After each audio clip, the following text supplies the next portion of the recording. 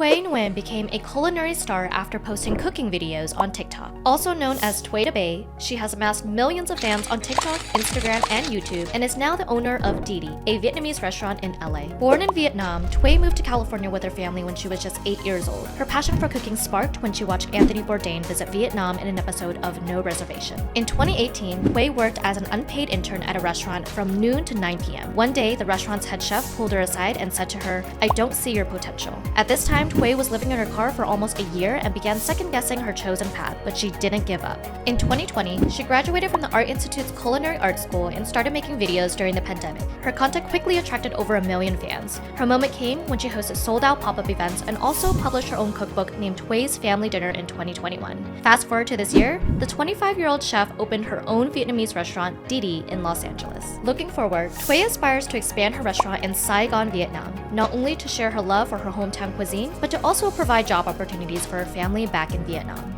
If you enjoy inspirational stories like these, follow AHN for more.